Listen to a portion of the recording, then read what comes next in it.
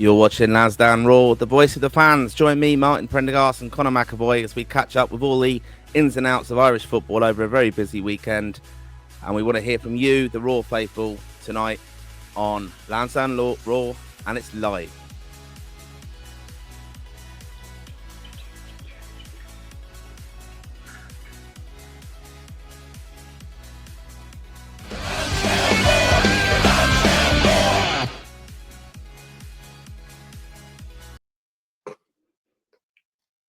People are going to be traumatized with that music. They certainly are.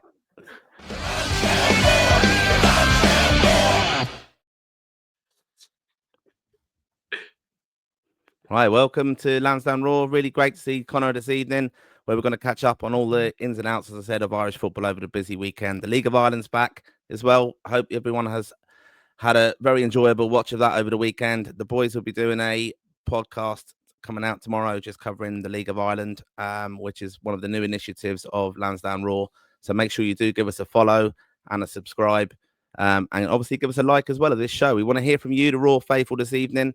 How did you find the League of Ireland start? How have you found anything of interest over the weekend with Irish football? We're going to be covering OBIG as well, which is where we cover all the Irish players and how they got on over the weekend, including the debut, of course, for Evan Ferguson for West Ham.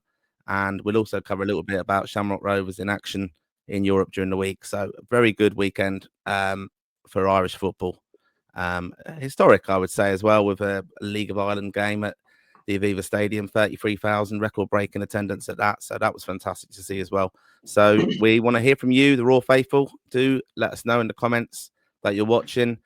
Make sure you also, it would be really appreciated if you could send a quick link of this show to your friends and family and say, look, subscribe to the lads. This is a really good show, and let us know what you think about it all. How you doing, Conor? Are you well? I'm great, Brandy. I'm after a very enjoyable weekend of Irish football, with lads doing well abroad, lads doing well at home. Shamrock Rovers pulling off a huge result in Europe, and some history being made on the pitch and technically off the pitch with spectators. So Irish football is at a high at the moment that it hasn't been on over the last couple of years. So we're starting to build up a bit of positivity, and I'm starting to really get excited again. Well, to be honest, I think everyone knows I'm probably the most positive man about Irish football. I never really say a negative word, but it's been a very good positive weekend. Yeah, no, brilliant. As I said there in the introduction, I think, yeah, fantastic to see League of Ireland back in action. Not without a few little technical hitches, of course, a power cut and stuff, but it wouldn't be Irish football without that. But yeah, fantastic. I thought it was to see get the way and lots of goals. And I mean, the game, I was obviously watching the Shells a little bit, and Jesus, there was as I messaged us in the group, didn't I? Said, Jesus, this is unbelievable, the amount of goals going in here really early, and it was a fantastic game in the end, I suppose. We do want your obviously interaction this evening. Let us know your comments. Have you were at any games, of course, the League of Ireland as well? And as Conor said there, we're big fans of Irish football. We know the FAI watch us and enjoy the show as well. They're not beyond criticism, and they don't mind us covering the League of Ireland and everything else that goes with it. But we have a little bit of news this evening, obviously, with the women's game coming up on Friday in Tala. We've also seen a bit of negative feedback, I suppose. This story's still ongoing with how Colin Healy and Eileen Gleeson were treated, because I know the women are obviously in camp now for them, those key games coming up for them in the Nations League. So Tony O'Donoghue was in town today and chatting around with Aoife Mannion, quite scathing a little bit. We'll cover that, of course, in a little bit more detail later on. But also, we do want to reach out to the Raw faithful. We want to get you more involved in the pod. If you're interested in writing for the for Lansdowne Raw, we've got lots of outlets, of course. We've got our own website, and we're going to just play this ad to you now. So we want to hear from you, the Raw faithful. And here's David to let you know all about it. How's it going? David Dunn here from Lansdowne Roar, and I am calling out to anybody who wants to write about Irish football. That's right. If you want to write for Lansdowne Roar at lansdowneroar.ie and join our fantastic writers group over there, this is a great opportunity for you. It is a voluntary position, no experience required.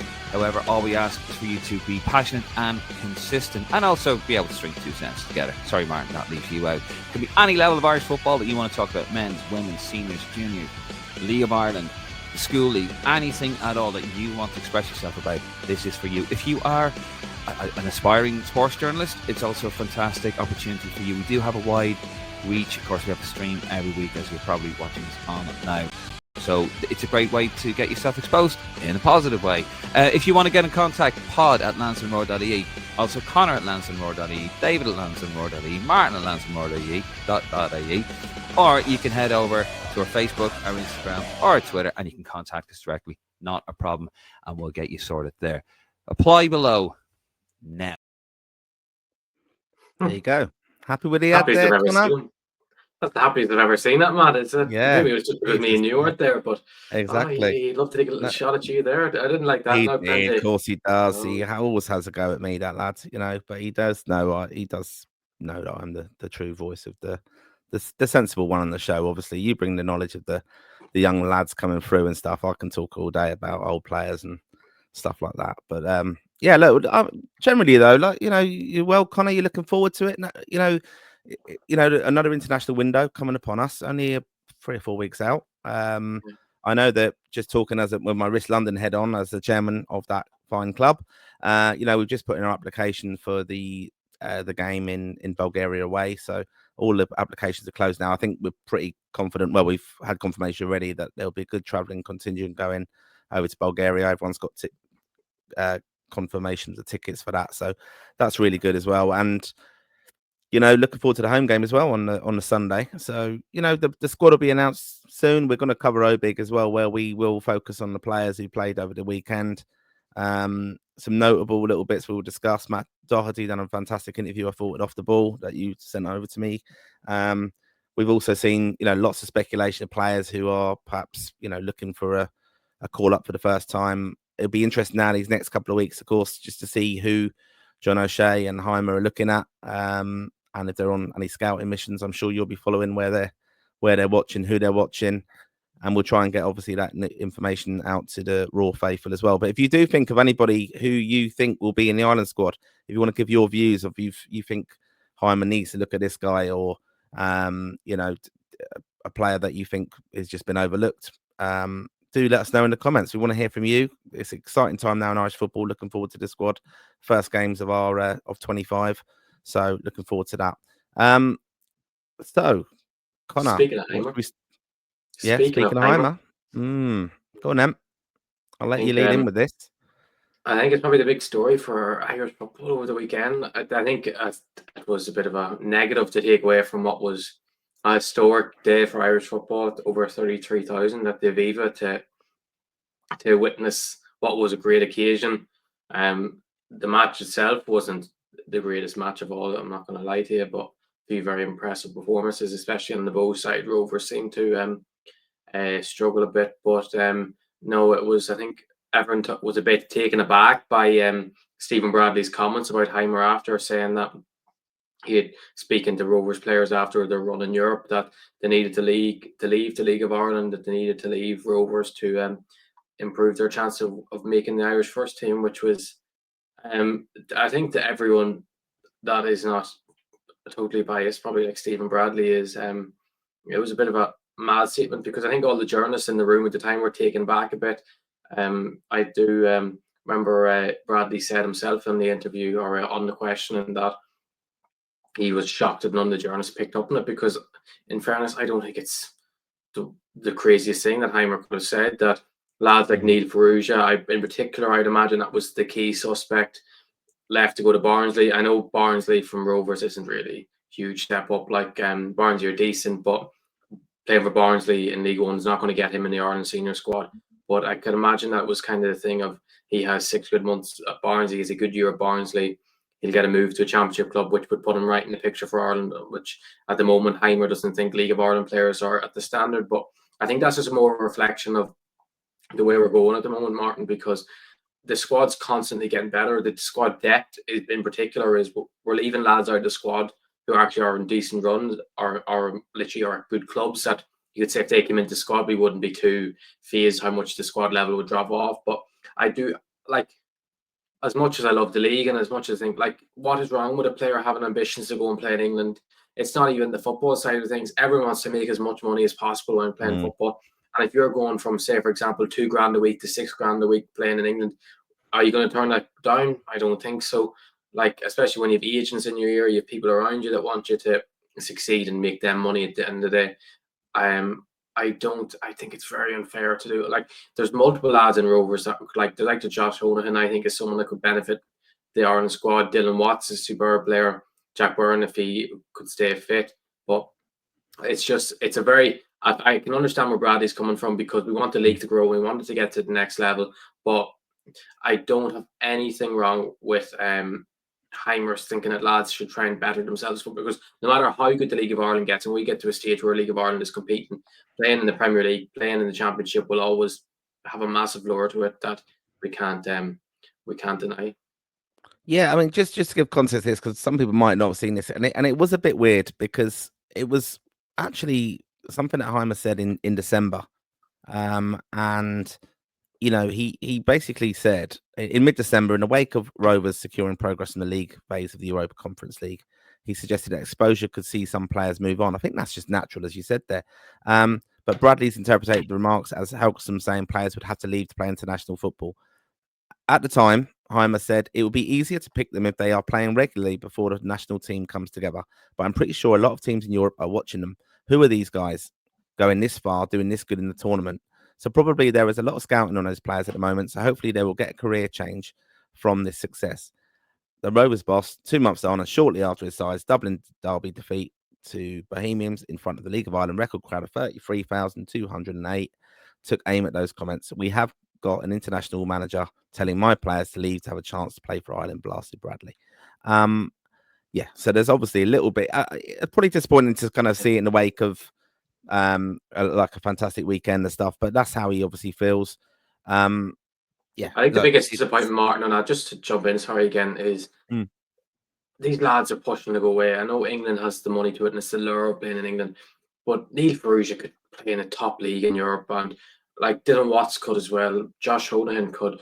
Like, is League One the level you want to go to if you're leaving Ireland? I know the money and Asians want to take players there, but I think Heimir himself, because of him managing in Iceland and managing Icelandic players, he would have seen Icelandic players doing very well in the top tier in Iceland and getting moves to some of the top countries across Europe. And obviously Premier League is to go for everyone, but if not Premier League, they'd go to Ligue 1, they'd go to Germany, they'd go to Spain. But going to League One was not the right step, and it's not Heimir's fault then that Neil Ferrugia's contract was running out and he left. Like, that is not a problem. Like, we need to make sure these clubs are getting these players on deals, that they're not getting their contracts ran down, which can happen at any level. We've seen it at the top level of football.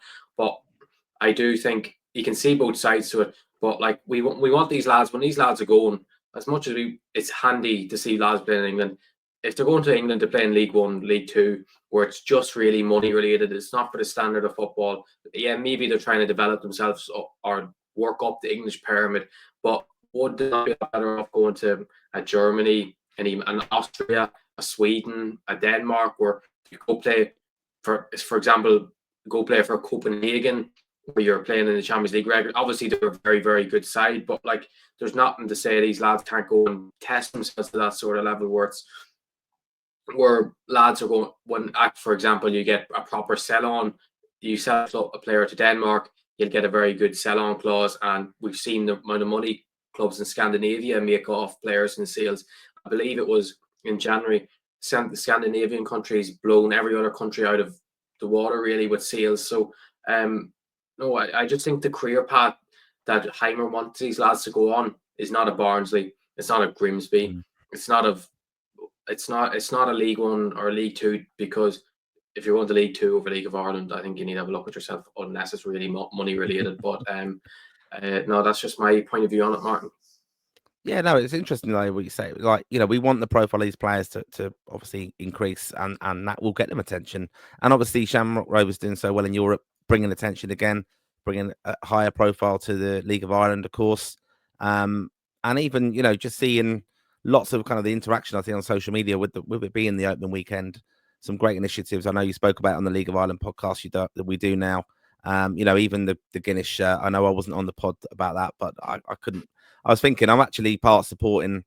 There's no way via my support of Guinness. I'm basically promoting Bose there, but yeah, look, I've seen actually someone, I know the League of Ireland rivalry, of course, is there, but someone said they've got more jerseys than they have trophies, yeah. which I thought was quite funny. But they do some amazing shirts, and we're big fans of obviously the old classic football shirts on here as well. But yeah, we do want to hear from you, the Raw faithful. Let us know, of course, if you agree with Connor, Stephen Bradley. Let's have your views on Martin, his you haven't comments. told us. Who do you think was right in the situation? We want to hear your opinion from someone who's a lot more neutral on it than I would be. Well, I think he's obviously really annoyed Stephen Bradley, the fact he's let it go 2 months to raise the kind of issue, I suppose. And is that being said behind closed doors at all and things like that? I think Heimer's right in the sense that, we want to raise the profile of the players.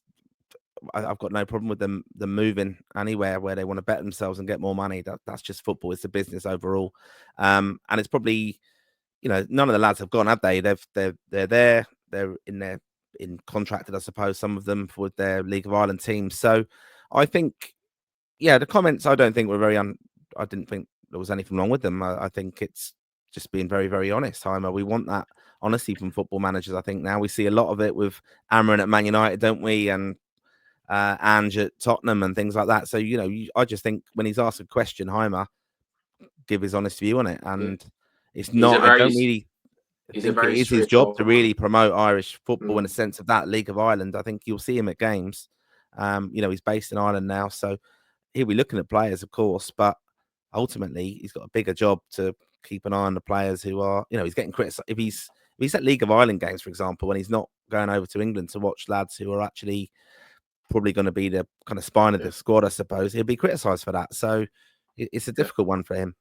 Yeah, and Martin, thing is, he's on a 2-year contract. He's come in to win now to get us to a tournament. Yeah. He probably looks at, because Neil Perugia is the big example, he probably looks at Neil Perugia, what he's done in Europe, and he thinks, this lad could come into this Ireland squad. We're missing someone that could play, because Perugia can play really anywhere. But say, for example, playing at left back, and we're looking at, he's thinking, well, Perugia could really benefit our squad. He could improve it, but he needs to be playing at a higher level. And he's probably saying to him, I'm only here for 2 years. I want to have the best possible squad. I think you can improve our squad, but we want you playing at the highest level possible. So you're not coming from a lower standard of football compared to England, for example, or playing in, like, when he's coming into an international environment, he's not getting the shock of his life, being like, oh my God, I've never experienced this level and intensity before. So I think it's just a win now attitude from Heimer, which obviously football is played in the present, and we want to improve in the future, and we want the League of Ireland, because without the League of Ireland improvement, Irish football won't improve itself. So I just think Heimer's in the win now mentality, which you cannot blame him, because he's on a 2-year deal and he's here to win matches and get us to a World Cup in 2026. Yep, exactly. I agree with that completely. I mean, that's the pressure he's on now. His job is not to develop the League of Ireland and the players there and stuff. Promote them, of course, and let us know what to think. Let's get us your views then. And as well, while you're here, we've got 592 watching at the moment, increasing every minute that we're on, which is fantastic. But please do make sure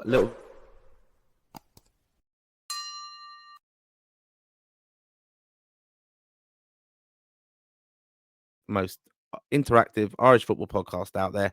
We do want to hear from you this evening, of course, and we'll get to your comments later on. Right, should we go through OBIG? We'll go for that. Okay. Yeah. Okay, right, let's go for it. Right, so we just got OBIG is where we cover all the Irish footballers who are eligible for Ireland and have basically the mainstay of the senior squad at the moment. Some of them will obviously qualify for the under-21s as well, but we're going to just go through them now, and we go through position by position. So goalkeepers, defenders, midfield, and attackers. So we're going to focus first of all with the goalkeepers and how they got on over the weekend. So Caoimhín Kelleher, unused sub for Liverpool as they beat Wolves. Mark Travers, 90 minutes loss versus Watford for Middlesbrough. Max O'Leary, 90 minutes in a 1-1 draw Cardiff City. And Josh Keeley, 90 minutes in a 3-2 win versus Lincoln. Gavin Bazunu, 90 minutes, 2-1 loss versus KRC Genk. Anything notable with the goalkeepers? I know, like, just talking there about like the Middlesbrough situation, I didn't realise they lost 4 on the bounce. And there's a little bit of Steve. I've seen Steve Gibson said, well, I know you're probably very worried. We'll come on to Finn Azaz later on, your boy. But,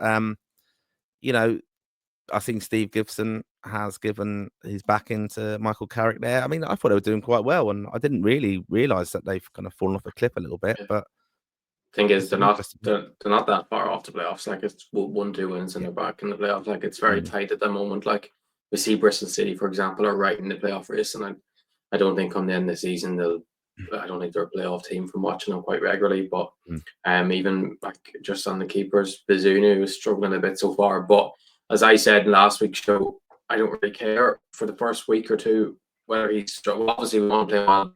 The main thing with Gavin at this stage is playing regular minutes and getting football back in his legs, because it's after being out for so long, it's naturally going to be a tough way of bringing himself back into football. And like, no matter how poorly he does for the first 2 games, first 3 games, 4 games, it's about getting rhythm in his legs and getting him. Obviously, you don't want him to lose confidence, which is the worst thing for a goalkeeper. But I think he's mentally strong enough that even if he makes a couple of not howlers, but things he expects himself to see, he will. But I've faith in him that he will get back to his best before the end of the season in Belgium. Yeah, and I'm hopeful that Gavin will be in the squad, in March, picked in a few weeks' time, and we'll see him there. I think it would be wise of Heimir to bring him in anyway, even if he wasn't 100% fit, just to be around the squad, because he's definitely going to be one of our future goalkeepers, like in the squads. So yeah, and just to kind of feel a little bit loved in it. I know that sounds probably a little bit pathetic, actually, thinking that they have to feel loved, but I think that's an important thing, and it's very Irish, I think, from us, of what we do. And I know the women's team actually do it quite a bit, which we'll come on and focus on a little bit later when we talk about their obviously leading to their Nations League campaign beginning next week. Right, we're going to go on to the defenders. Right, so the defender, Seamus Coleman, not in the squad for Everton this week. Darragh O'Shea, 90 minutes in a 1-1 draw versus Aston Villa for Ipswich Town. Nathan Collins, 90 minutes in a 1-0 win versus West Ham for Brentford. Liam Scales, unused sub for Celtic. Shane Duffy, 90 minutes, 1-1 draw versus Hull for Norwich. Mark McGuinness, 90 minutes in a 1-0 loss versus Sheffield United. Callum O'Dowda, 90 minutes in a 1-1 draw versus his former club, Bristol City. Matt Doherty, 90 minutes and 2-1 loss versus Liverpool for Wolves. And Jake O'Brien, 90 minutes at right back for a 2-1 win versus Crystal Palace. Ryan Manning, 5 minutes and a 3-1 loss versus Bournemouth for Southampton. And Andrew Omobamidele, 60 minutes taken off, 2-0 win versus Lens. And Robbie Brady, he's still injured at the moment. Jimmy Dunn, 90 minutes, right back, 4-0 win versus Derby County. John Egan, 90 minutes and 1-1 draw versus Norwich for Hull City. Aaron Cashin, unused sub for Brighton. And Anselmo Garcia McNulty, 90 minutes, 1-1 draw versus Herenveen. And Will Ferry, not in the squad, Dundee United. And James Abankwah, 90 minutes, centre-back, 1-0 win versus Middlesbrough. So, just on the defenders there, Connor, we saw a very interesting interview, I think, post-match with Off the Ball. One of a kind of divisive character, I suppose, in Irish football, Matt Doherty, but I thought he spoke fantastically well in that. Well worth catching it. We will share it on our socials, of course, on Twitter, Lansdowne Raw. But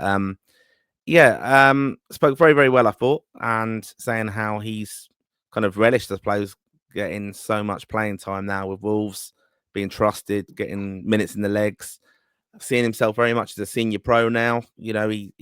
I think you spoke about Bazunu's strong mentality there. I think Matt Doherty demonstrates a lot of that as well. Like I said, a bit of a divisive character, Irish football. People kind of blame him for things sometimes, and he has had some atrocious performances, to be honest, for Ireland. He's not really delivered as often as we wanted to see, but he just seems quite a laid-back character. He can take it, he says, and I thought it was quite admirable, actually, how he kind of said, he's 33, he'd rather get the grief from fans or media than one of the young lads in the squad. So, what do you think of that? No, I thought I was actually very impressed with it. It seemed that nothing phases him, which is the big thing I took away from him. It's like he's got a lot of abuse over the last couple of months, including people on this podcast. I won't name a certain name, but no, he's took a lot of abuse, and obviously, so he has had some poor performances. But he spoke. He spoke very well, and like even in terms of the Ireland squad, he seemed up to date in terms of saying that right back. He's like, well, he seems always like he made a joke, and it seems everyone's playing right back these days, so he knows. Like Jake O'Brien and obviously Darragh Shea doesn't always play right back, but he has played there for club and country. I know Obama obviously he went off injured the weekend. Hopefully it's nothing serious. But no, it seems that we have options at right back all of a sudden, but it seems they're all centre backs playing at right back these days. But Doherty's been playing very well of late. He's popped up with a goal here and there. He's defensively been very solid, playing on the right of a back three, which seems to suit him of using it, because the thing is, it's all his football brain and his football technical ability has never let him down. He's always been on point in terms of his ability, and he knows the game very well. But I think it's just always a thing of work rate, and when he gives the ball away, and as he said himself, his style of play makes it look like he's not trying, when even if he is trying. So no, he spoke very well, and he took accountability, in fairness, for stuff he's done. He said he's done stuff wrong, and he knows he has competition for that place in the country. And it'll be interesting now in March come, because Heimir said, and I don't know if it was November, he was dropped, and saying that we've decided that we aren't going to have Seamus and Matt in the same squad again. So it'll be interesting because can you drop Seamus Coleman from an Ireland squad as our captain? I don't know if he's fully fit, but it's interesting now to see what March will look like for the right back position. Yeah, I thought he did speak really well, and I think he's quite clever, Matt Doherty. He's very laid back. Nothing seems to faze him, and I think he's done a few social media posts where when he said, he's probably self-effacing in a way that he's kind of having a joke at himself, but it didn't go down well. Martin, I think just one minute. You took that badly. I think you thought he was a lot stupider than what he thought when he put up that sarcastic thing saying 45 of my best. I think he was taking accountability that he played terrible, and he was making a sarcastic joke, which in fairness I took it as the lad know he played bad and he's sarcastically putting, and if anyone got fazed by that, there's something wrong going on there, because my point is that he was terrible. Yeah, look, I think he'll admit when he plays poorly. I know that, right? But at the same time, I think he's very good with the media with that. I think even back to Martin O'Neill having a bit of a spat with him when he was quite critical of Martin O'Neill's tenure with Ireland, saying we didn't need to do much and stuff like that. And then obviously Martin O'Neill called him a prick on a voice note or whatever it was. But I think he's quite clever with that, and I think what he's done with this interview, like a 5-minute interview with Off the Ball in the kind of the zone afterwards, of a game where Wolves did very well in that game as well. Let's be honest, he looked quite good as well, quite solid, and he has been playing well. I think he's definitely going to be in that squad in March. Whether he's good enough to start for us and Heimir goes with that, I don't know. But he was very clever how he reminded Heimir and Irish fans really that he's a defender first and foremost, and he is good at defending, and he emphasized that an awful lot in that interview. I am a defender, because I think he probably been a bit unfair on him over times. Obviously compared with Seamus Coleman, can they play together was a question for a long time as well. Played on the left as well before, so he's done that for Ireland when he's been asked, and he's played well. I remember that Portugal game away, where he famously did very well that night. But he has upset Irish fans and people, and then when he was left out, how he felt insulted and things like that. That kind of posed a lot of questions for Irish fans as well. But so I thought he's done a little bit there, I think, to redeem himself. But it will come back to performances. That will be it, and the effort on the pitch. And yeah, he does have that lazy gait of a run in a sense, technically, when he's on the pitch, which doesn't look as if he's busting the gut to get back, and then we conceded. I think he's been unfortunate with that as well. But I thought he spoke really well, so I do expect him to be obviously there in March. But yeah, look, a few comments coming in as well on defenders and stuff. I'll actually jump into one of them now. Just on Jimmy Dunn. This is a comment from Pat Kremen. Jimmy Dunn should be on the team, centre back or right back. He's playing great at QPR. He's been a player, I think, who has hit and miss. Like he's done really well for QPR at times. Just doesn't seem to be fancied though for Ireland, does he? Yeah, Martin. I just think he's just very unlucky that now he's in his best last 18 months since Marty Sequences has came in at QPR. He's gone to another level as a right back and centre back. To be honest with you, Pat, I don't think he's anywhere near the level for Ireland, to be honest. I don't think he's a top championship centre back when he plays centre back, but right back he's absolutely brilliant. But I think just the problem is that Jake O'Brien is now playing at right back in the Premier League. Matt Doherty's back in form.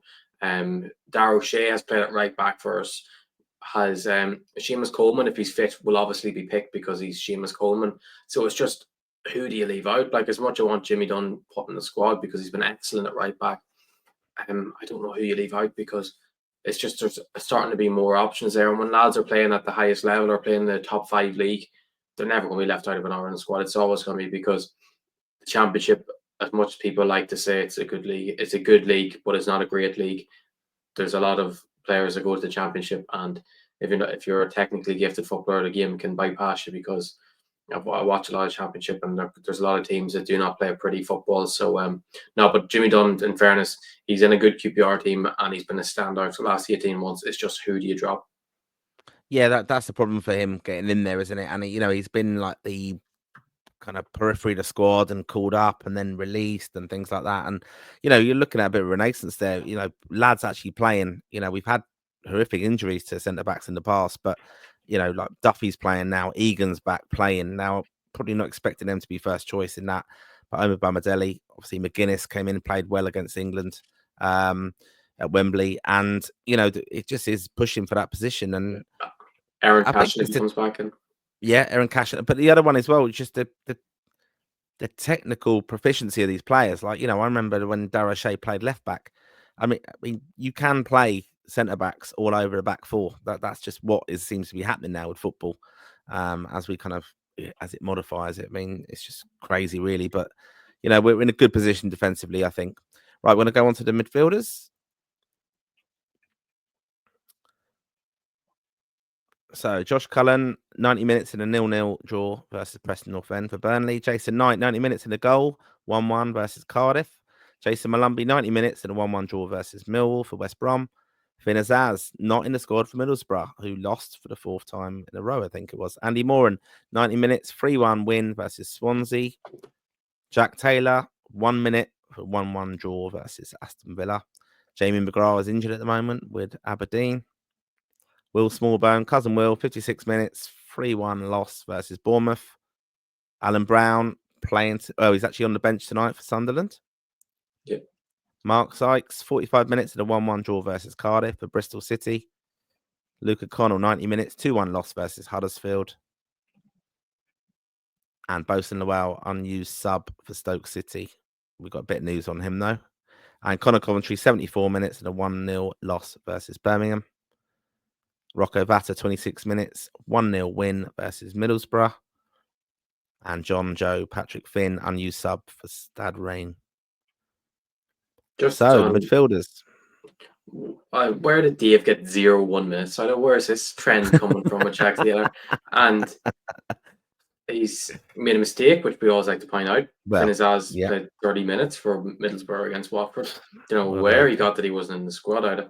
And just actually, we've got to mention that game how good James Abankwah was. He's absolutely loved by Watford's fans. He's playing all over the back four for them. He's been even a back five, and just to jump on there, like, he's a player that's now fully on the radar for the Ireland senior team because he's just that good, and he's a young, brilliant talent coming through. But you know what? But like, I don't know, Finn Azaz as Finn Azaz is leader of the fan club. He's been very poor as of late, and hopefully it's just a slump, because we see players go through slumps, and like, the fact is he was playing so well that he was the best player in the Championship at one stage, that it's so hard to keep that form up. And just on the rest of midfielders, Will Smallbone's first start since August, I believe.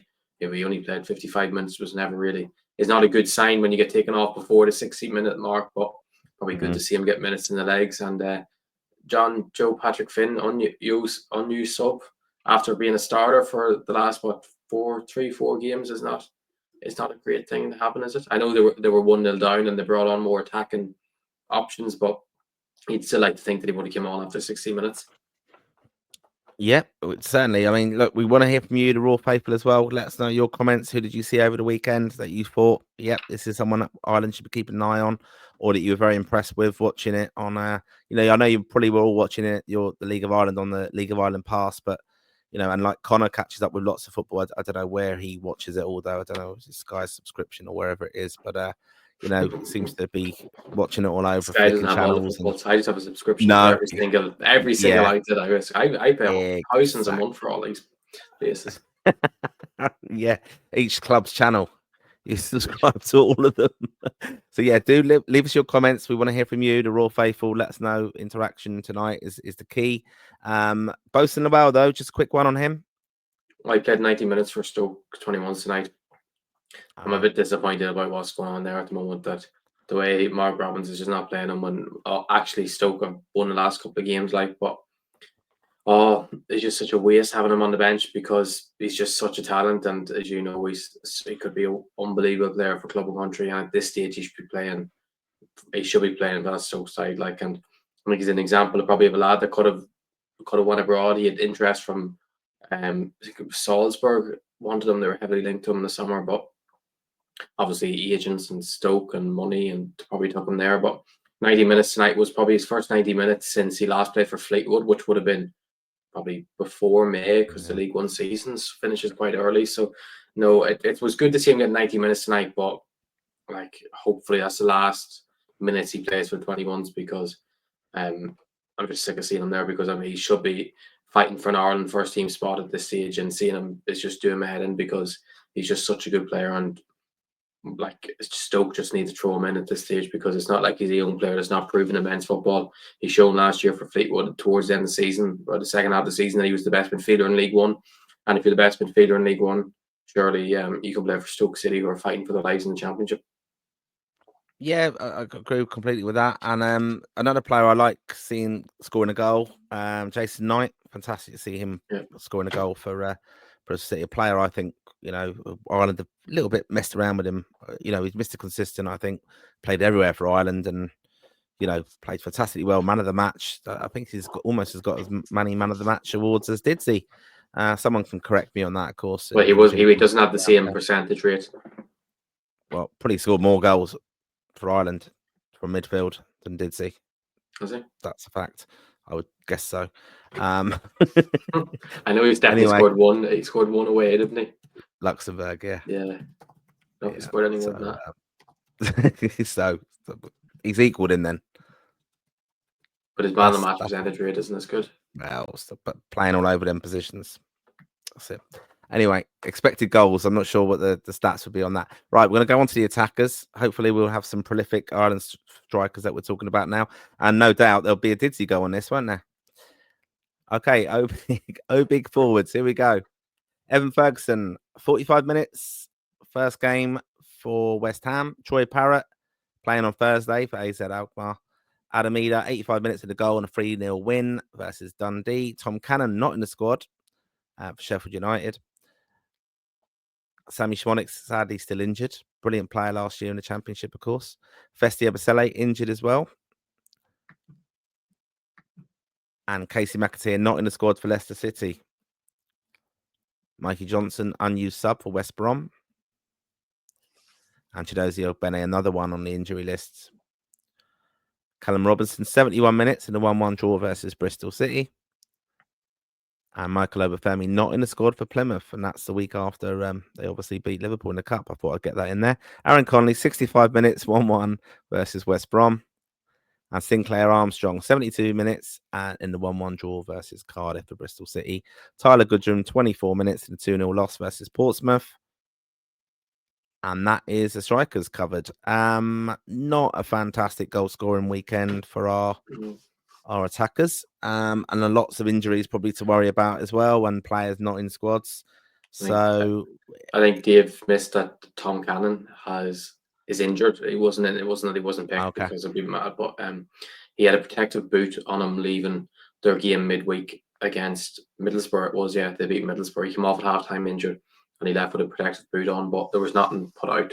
Well, I haven't checked the last day or two, but on Saturday there was nothing put out about it. So I don't know the update at the moment, but probably was an ankle injury. I thought Adam Eder scored absolute worldly, which is good to see. He's starting since Kyogo's left. He's starting to embrace the number 9 rule because even though the Scottish League isn't the highest standard in the world, there's still huge pressure on you as Celtic's number 9 to score goals, which he's starting to show that he can do. And obviously, it was unbelievable to see Evan Ferguson back at the weekend. I thought he was excellent when he came on half time. Should have got an assist. Could have missed an open goal. His first touch was brilliant. His link-up play was lovely. He had a chance on goal. Obviously, keeping really decency. He'd probably like to run that chance again, but it wasn't a straightforward opportunity. Him and Collins had a very good battle, and when he came on at West Ham at halftime, you could see a real improvement in West Ham's side when he came on. He was playing with confidence, and he could feel like it looked like he felt like the main man on that side playing up top. Obviously, he has good players around him, which always will help, but it felt like he was the main focal point in that side, and I thought he played very well, and hopefully he can kick on from here, because, as you know, I think he's one of the best young strikers about, and that he has the potential to go all the way, and even on a striker that somehow you don't like, but he's my favourite player. Sinclair Armstrong was absolutely brilliant for Bristol City at the weekend since coming back from injury. Started the last 2 games, has been absolutely brilliant.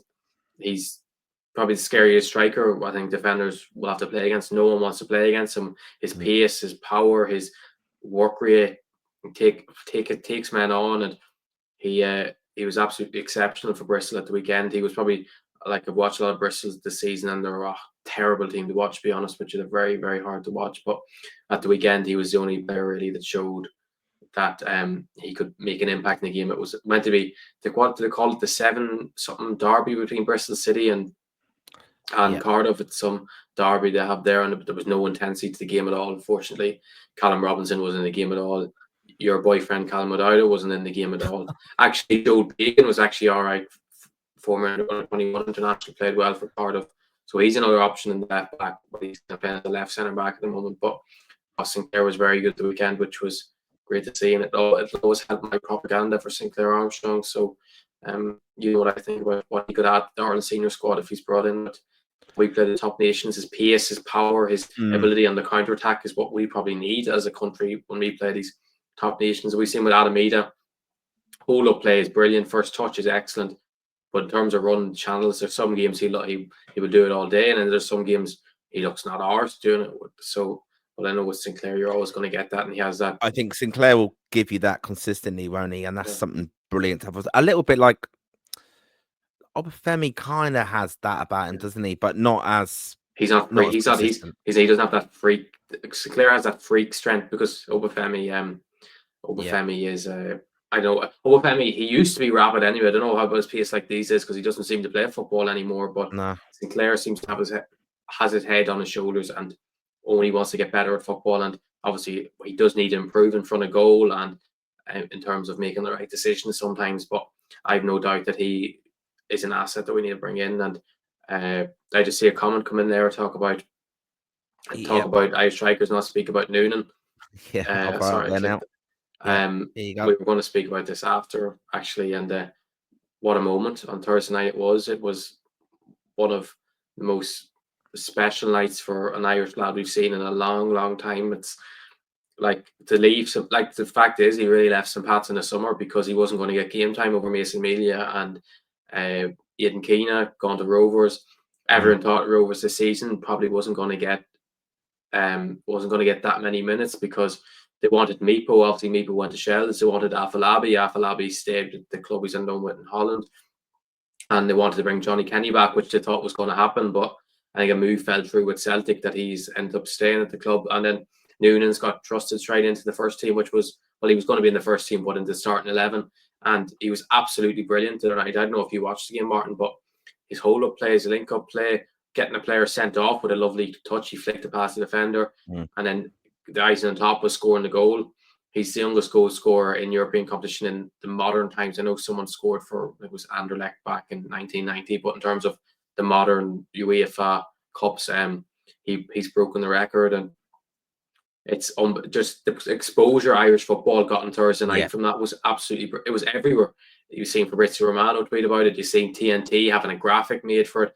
It's like, it's just like, he's an absolutely brilliant footballer, and he's shown, because that was the worry, is like, could he adapt to men's football? Because he made his first start for Rovers in the Conference League before he made his first League of Ireland start, which was at the weekend. So, like, it shows the faith Stephen Bradley has in him. So I'm absolutely delighted to see it, because he's a nice fella, very talented footballer, and now he's 16. Now he's 16 in a men's environment, which you can't take away from a lad that he will develop so much playing every week now in the League of Ireland. Yeah, I mean, brilliant to see, as you said, the story as well. You know, you see him then going back to school the next day and things like that. Love it, because it just brings so much attention to Irish football. And we do have this habit of, like, you know, even Evan coming in when he was young. You know, we you know, if they're good enough, even if they're young, they just get an opportunity. I think that shows a lot of faith in them, and they must be quite grounded. I think that's something to obviously be very proud of, that he's done that. And yeah, look, I mean, we just went through OBIG there. We talked about the attacking players and said lots of injuries of players who are very familiar to people, but we do have these players coming through, and players who offer something different as well. You know, this is a good comment, I think, from Dean Flood. We'll get to all your comments, of course, but you know, just by the fact Sinclair is massive, he adds something our other strikers don't, and I do agree with that. You know, Martin, he has a bit of, I know people like to take the piss out of him. They're like, so Nicholas Jackson has, Darwin Núñez has, they're just menaces. They're just, no one wants to play against them. I know they miss chances and they're sporadic at times in front of goals, but they do put fear in defenders in terms of their work rate, their running, their pace, their power, their strength. It's obviously, I think Jackson at Chelsea is actually a very good player. Obviously, there's times he misses chances and stuff, but no one wants to play against a player like that. And it opens up room for other defenders, because if Sinclair is constantly running the channels and these big centre backs are chasing after him, or they're dragging a full back across, it leaves space for the likes of Mikey Johnson.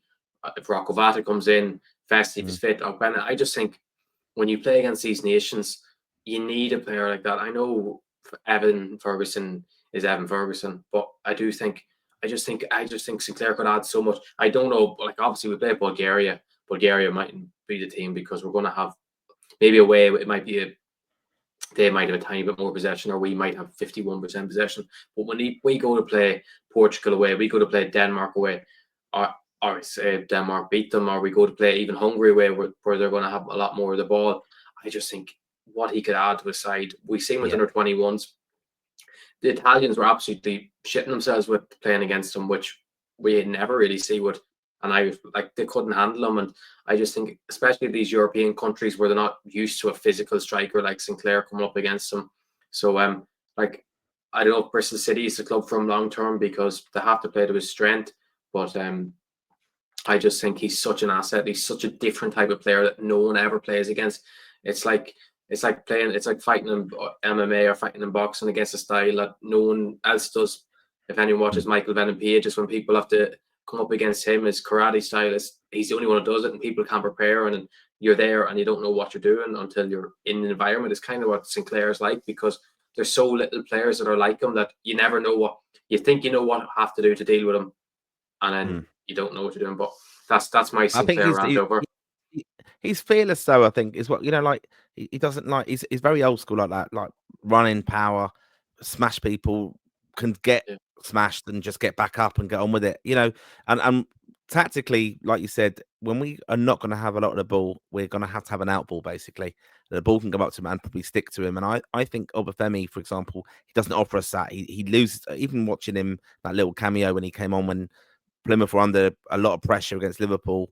Liverpool had a lot of the ball. When every time it comes to Obafemi, he really struggled, I think, to keep the ball, which is one of the basics you kind of have to have about you. Whereas Armstrong, he used to be, but like Armstrong, I think will bring that, and like you said, that under 21 experience will help him. I think, you know, even we tactically, when we played France at home, when Evan Ferguson played up front on his own, which was horrific for him, I thought, you know, everyone's expectations of him. But one thing they had was, you know, the out ball basically was Ogbene, and in the past we have set up like that. Even I think back to Aaron Conley when he had that rapid pace when he first came through, he was the kind of threat on the counter attack. Whereas I think Sinclair definitely offers something there with that, a little bit different to Adamida and Troy Parrott, and you know, you're not going to stop them with their pace and holding up. I think anyway. So just Martin, and just in terms of, I know we're in a win now mentality coming into World Cup season, but like, why not get these lads involved? Like, it's not even just a thing of what they can add the senior squad now. Get them to make a 20-minute cameo playing well for Ireland. like the interest, obviously lads like Sinclair will have interest from those and those clubs. People will be tracking him from around Europe. But like when you make your senior, I know he's made his debut, but he played a couple of minutes. But if you start to become a regular in an international team, clubs from all around the place will be thinking, this lad's got something. Why don't we look more into him, see if we can get him? Because like I've watched a lot of Bristol City this season. The start of the season, they used to play experience, they used to play balls over the top to them all the time and defeat. Then for a while, they started going to a very possession-based style where it just didn't suit them. And now again, they've started to go back to his strengths, which has adds so much to teams. So hopefully he can just get him in the squad, because like I just think we've so many strikers that want to do the same thing. Like I just think he's just such a different profile there, and I don't think you have to pick your best team, and like just because someone's better technically doesn't mean they're going to add something to our squad that we might be like is Tom Cannon going to add something that Evan Ferguson or Troy Power has? I don't know, because Tom Cannon's getting a lot of slack lately from what he's added to Sheffield United. People saying that he's not getting involved with the play, his whole play is just finishing really. So I'd like to see something. I don't think it's going to happen, but I just think it's so unique in a profile of a player.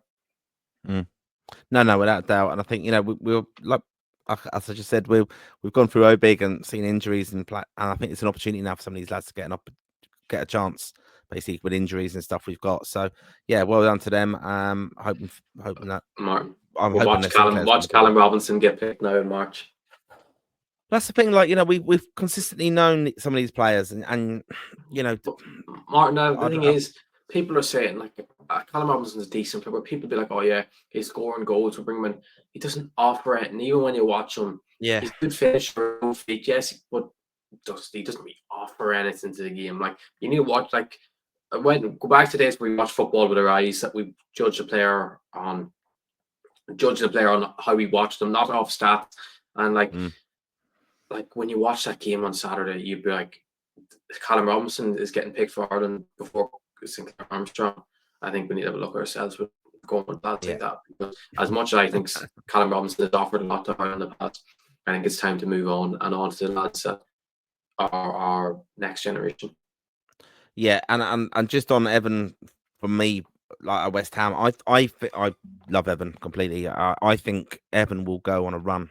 I think he'll get one goal there, and then he'll just go and start being a bit prolific. I mean, I think that they've got a bit about him, West Ham, and I think he's just going to be loved there again by with Potter, obviously, and I think we can just see him really being confident now, and I think hopefully a good campaign for him in this next window as well will be brilliant for him. And it's just confidence with these young lads. You have to have faith in them, and yeah, I'm hoping he does especially well. Right, we do want to hear from you, the Raw Faithful. Do let us know your comments if you agree with what Connor said there. One player we want to also focus on, Connor, that you like. We both do follow Man United, of course, as well. But this lad, Man United, obviously on a awful run at the moment. Worst since 1974-75, I think it is. So well before I was born. But Jack Morehouse here, on the bench yesterday for Man United. Against Spurs away. Tell us about him. I think it was I posted the other day what someone else had posted, and I followed up saying that he was traveling with the first team squad. And it was good to see someone he's been in an Ireland under-19 training camp. The problem with him over the last 3-4 years is that he's been injured the whole time, and no one ever really knew what the level of his play was, because like I asked a Man United Ireland underage teammate, I think everyone will know him on about a United player that plays for Ireland underage, and he said he's just been so lucky with injuries. He's the best player in training every day, so that kind of alerted me more to him to think when he's back playing, I need to see him play more. And he's absolutely brilliant. His ball carrying ability for an academy player is absolutely superb. He picks the ball up in midfield, and he reminds me a bit of like when people remember when Emile Smith-Rowe first broke through at Liverpool. He kind of trips out to the left pocket a bit and just glides past players. I know you can talk about other footballers, but it's kind of that body style that he eases past players, and it kind of looks like he's not trying when he's driving past me. He's like, how's the ball not going to take off him? But the ball's like glued to him. And just on the Ireland situation, because I had a lot of comments on my post saying that, oh, he's born in England, he's going to go play for England. From everything I've been told, he's currently, because he would have went into a training camp, he wouldn't have needed a passport or wouldn't have needed paperwork done because there was no games being played. But I believe as close as last week, his camp was in contact with the FAI about getting all the paperwork sorted and passports sorted for coming into the 21s group in March. You'd hope, obviously, I hope that means that he's fully committed to Ireland. But obviously, when you're born in England and not England have a keen record of poaching lads that, even if they're not considered good enough for England, we'll just take them off, we'll call them up to make sure Ireland stays out of the way for the long term. But no, it's looking very good that he'll be involved in March. Paperwork's being sorted at the moment. Obviously, if it's not done in time, so be it. But you just have to hope England stay away, which at this stage I think they will. Thankfully, I think for an Ireland point of view, he didn't make his debut yesterday because that would put England on more alert if he came on yesterday. But you can see that Ruben Amorim's been very impressed with him. But I just think that he will be involved with the 21s in March, and if he's going ahead with the paperwork, getting it all done, it'll be interesting now to see him represent Ireland for the first time in March, because it's been a tough couple of years for him with injuries, and he's finally starting to shine. And obviously he's 20 now, or 19. He needs probably at this stage in the summer to get a first team loan, but I think he'd probably make his debut for United before the end of the season with injuries and how highly rated he is by Amorim. But I guess we'll just have to wait and see and presume he'll be called up in March, because it's looking very likely. Yeah, of course, the under-21s have got a lot of games in March as well, and then they start their campaign. So a lot of questions and comments actually on the under-21s, which we'll get to. Great to see the interest in the youth. And that brings me on to the under-17s, Connor. Tell us about the under-17s, how they got on last week. While you drink your aqua, like Ronaldo says. Yeah, not that shit. You've been at training tonight. Look, that's not how you refuel. This is. Oh, I will refuel. Don't you worry. Don't worry. I'll be taking my electrolytes in the morning and I'll be refueling. No, but what was I going to say? Actually, on the 17s, they were in Spain. First game it was against Finland. The game was streamed, which was good to see. So we got to see it. They dominated the game, to be honest with you. Somehow lost the game 3-0. Dominated the game at all the big chances really, but Finland were just more clinical, which can always happen in underage football. And in fairness, a couple of days, no, it wasn't yesterday. Was it yesterday? It was yesterday. Sorry, they faced off against Hungary in the second of its pre-qualifiers warm-up games for next month, and 2-0 down in the first 10 minutes. Got it back, went 3-2 up.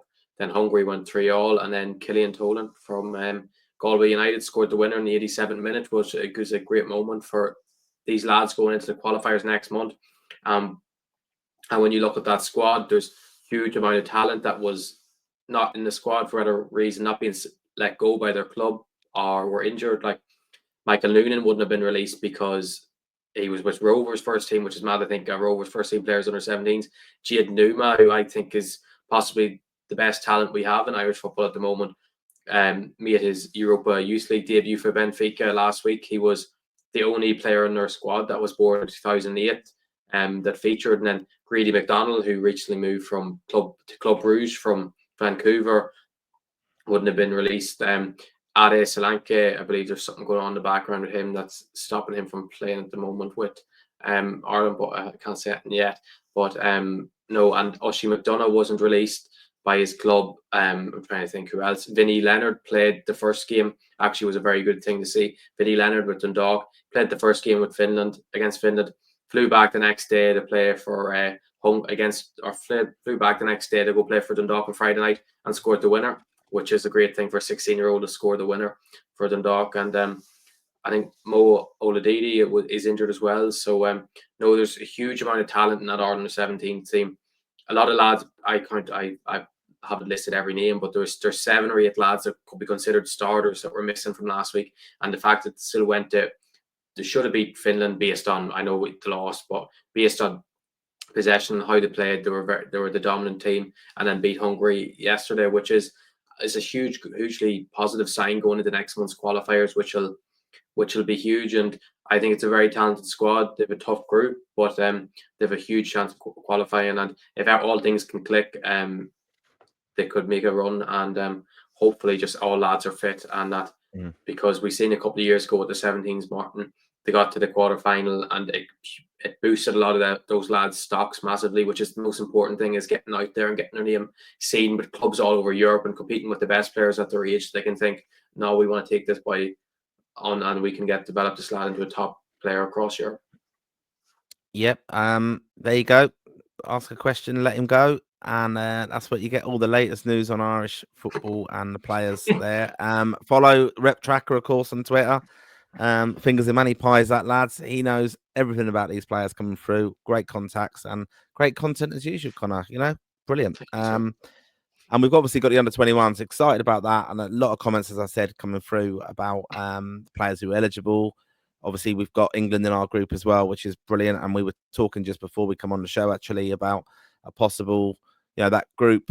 Ireland could get some fantastic results, hopefully, in throughout the group, and lead to a key match, as our last game is at Turner's Cross, we would say. But there would be, if that was a key decider game, I think it would probably suit us playing it in Turner's Cross. Yeah. But there would be a clamour to move it to a bigger stadium. I don't think so. No? The Viva Stadium. He does love it. No, well. No, did you say Viva or did you say Tala? I don't know what you said. I didn't hear. No, a bigger stadium. So Tala would be bigger, wouldn't it? Would it? I think it has to be played in Turner's Cross. Well, Jim likes Turner's Cross, doesn't he? Yeah, and they went and played Latvia in Tala, which you remember they drew 2-2, which was the game that messed up their qualifying because it was on the same day as the Ireland. Who did we play that day? Was it Greece? Greece, yeah. It was, yeah. And I think Turner's Cross is now the unofficial home of Ireland underage football or under 21 football. It's the atmosphere. In fairness, people down in Cork create a great atmosphere. The kids that go seem to love it. Even you see the little kids chatting, loving, and seeing the stars, because the 21 team is starting to get more and more high profile. You see lads like we've seen Sinclair Armstrong, we've seen Ida Momako, we've seen Boston Holler, household names in Irish football, and people loved going to see him every week. Or Andrew Morney was probably the main attraction. People loved going to see them every so often in Turner's Cross. So I think if we could get it to a stage where it comes down to the last game in the group that we beat England, we top the group, which is a viable possibility, because we finally got a bit of luck in the 21s group, because it seems that we used to get the hardest possible group every year. So even as a pot 2 team, so it would be absolutely brilliant if we could have, because I know Turner's Cross would definitely sell out for that and the stadium would be rocking. That's what you want, is a smaller pitch, tight knit environment where you're on top of the players, and the Irish players would be thriving off it, and it would be everyone. I think it would be a huge moment for Irish football.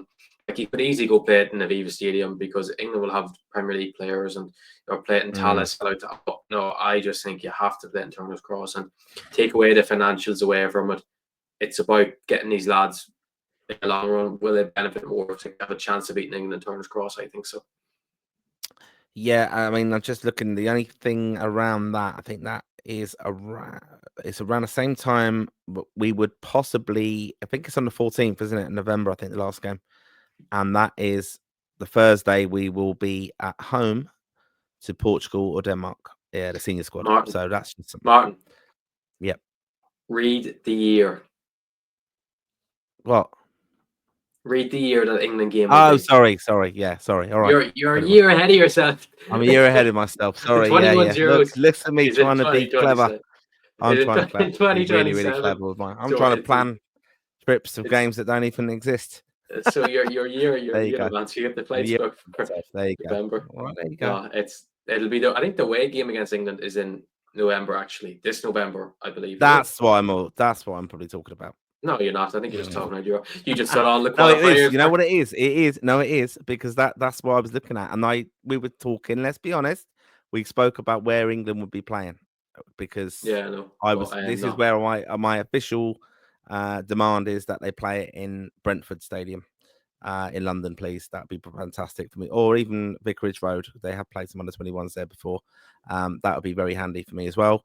And I think a couple of years ago, the stadium manager for Brentford, definitely in the lockdown time, was an Irishman. Little random fact there for you. I I heard don't him think out. that will affect the game, to be honest with you. But that's a great Well, fact for still. all our 900 people watching to know. But no, it would be. 972. Look.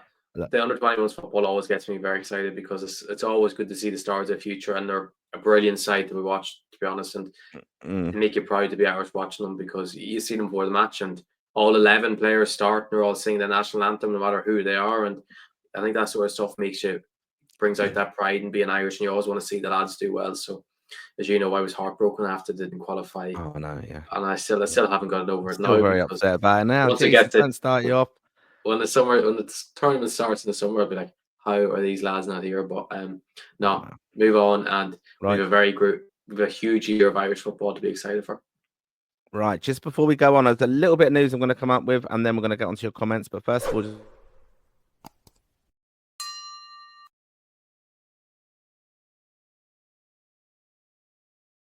Lansdowne Raw. And make sure you follow Lansdowne Road on Facebook and us on Twitter as well, and all the socials. We're there. Lots of content, lots of back episodes as well. The League of Ireland show, where the lads went through a bit of a preview of the League of Ireland, obviously started last week. Fantastic to see that. So, yeah, and there will be another League of Ireland show out tomorrow that Connor and David are going to do.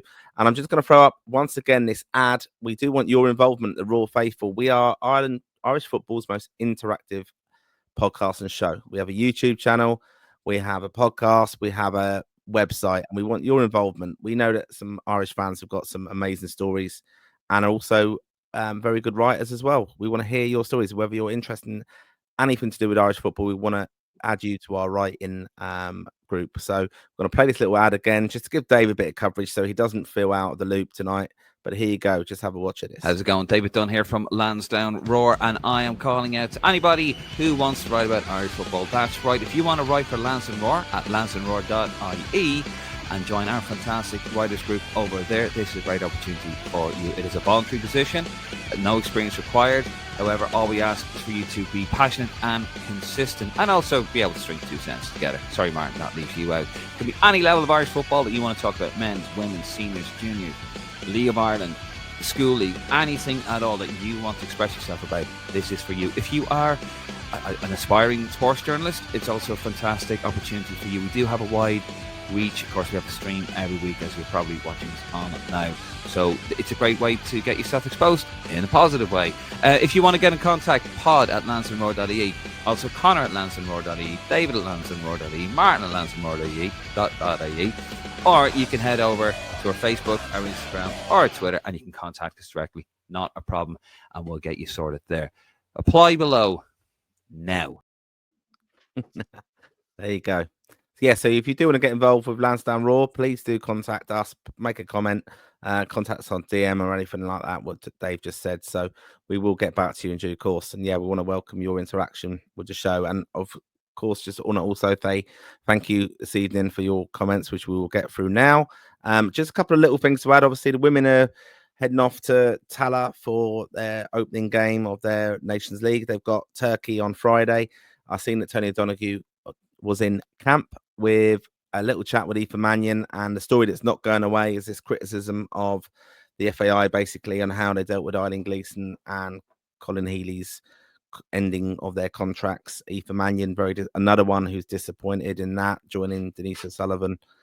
Any comments on that, Connor? Is the story just not going to go away? I mean, I just don't know what the expectation is of the women's team basically on this. I can't see what they want to see.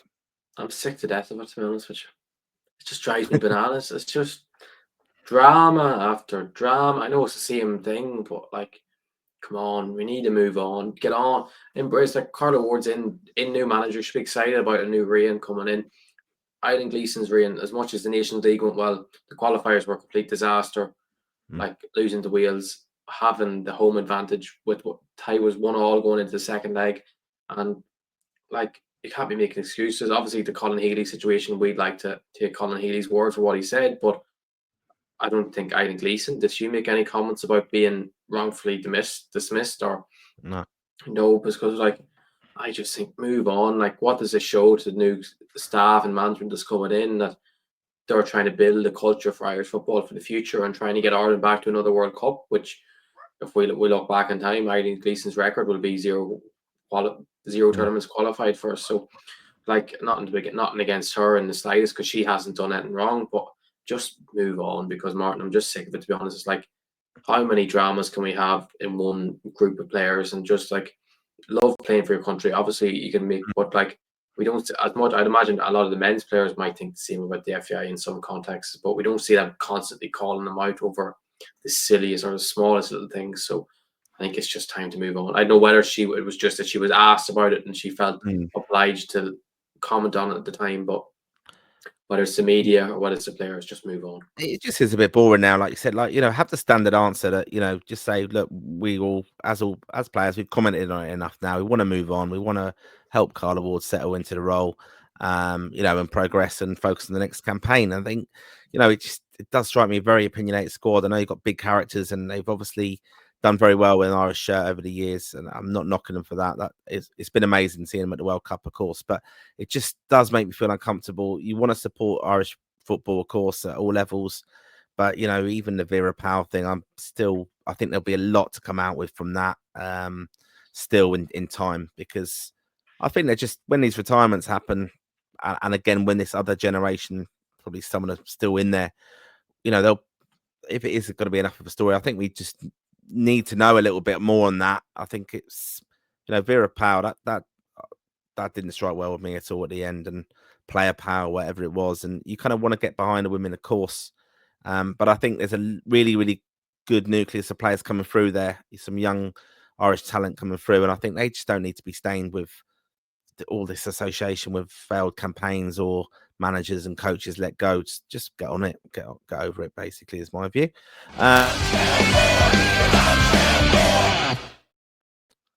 Right, we're going to go through the comments this evening, and obviously the context of this, we've been having a good chat now for just over an hour, so thank you. We're up to 1,000 viewers, so thank you very much for your support this evening.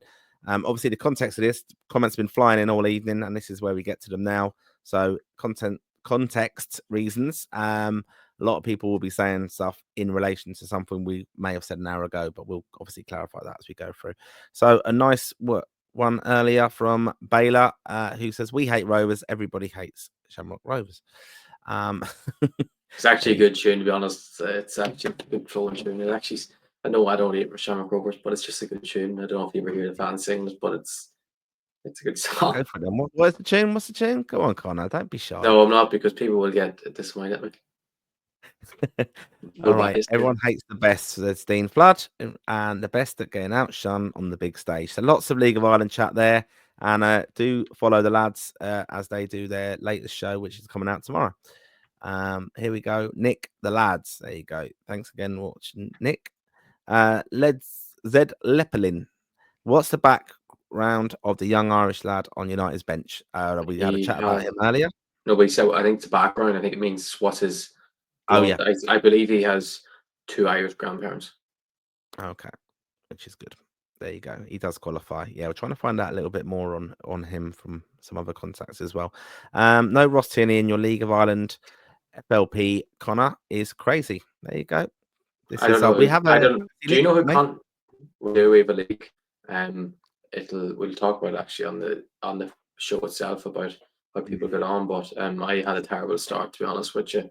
I regret not putting Ross Tierney in, but I just thought because of Rovers first weekend it wouldn't be worth it. But I honestly, I don't know who Connor is with 2 N's. I don't know what Connor with 2 N's. Oh right, yeah. Here we go. Paul Cullerton here with the fixtures for the under-21 campaign just being announced. Surely Jim Crawford is trying to recruit some new players with the likes of Leighton Orient, Sonny Perkins, and Burton Albion Charlie Webster. And he goes on to say, don't know if any of you saw Ken Early article in today's Irish Times saying that more people are interested in the League of Ireland now than in the Ireland national team. What do you make of this? I think it comes and goes. Like, it's just nothing going on with the national team at the moment. Like, I think when the World Cup qualifiers come around, if we qualify World Cup, it'd be mayhem in the country. But no. But the thing is, it's no longer the little side thing, the thing in the side that people laugh at. The League of Ireland is now a very respected thing that people love, and it's good that we can now say that that's even an argument. I do think at the moment the League of Ireland is a bigger thing than the Irish national team, which is. It's nothing to do really with the national team. It's just how well the League of Ireland's going. It shouldn't be a thing that because the national team is poor and the League of Ireland. It's because the League of Ireland is doing so well. So yeah, and just on them dual eligible lads, I could imagine them sort of thing is going on in the background. I don't know particularly on Sonny Perkins or Charlie Webster, but I could imagine. I know there was talk in the past by Sonny Perkins saying that he was interested in playing with Ireland and they'd spoke to them. His dad, Declan, has played for Ireland at underage levels, so I would be surprised at this stage if Sonny Perkins didn't represent Ireland at some stage of the 21s. Okay. There you go. Ask the questions, Connor knows the answers. And Paul Cullerton again with a lovely message for me, just me. Cheers for the great show, lads. I think lad, he should mean just me. And then Baylor, Didzy's been quite overlooked, Prendy, in my opinion. There you go. Just still going banging that drum.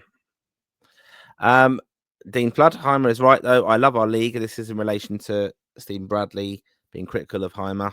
About how, saying Irish players should consider moving, basically, back in December. Heimer's right, though. I love our league, but the League of Ireland is not yet at the level to send players to the national team. So we had a chat about that earlier. I saw a journalist, this is from Dean Flood, say Michael Noonan and Dylan Watts should get in the national team, but over who?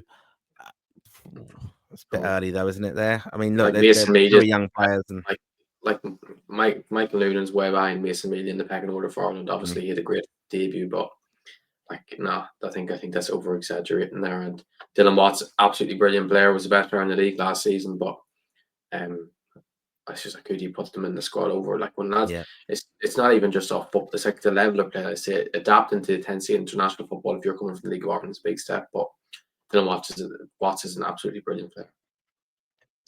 And then regular viewer Martin Fitzpatrick, good to see you watching along this evening. Parrot has to start in March. I've done very well, obviously, over in Holland, of course, and consistently banging in the goals there.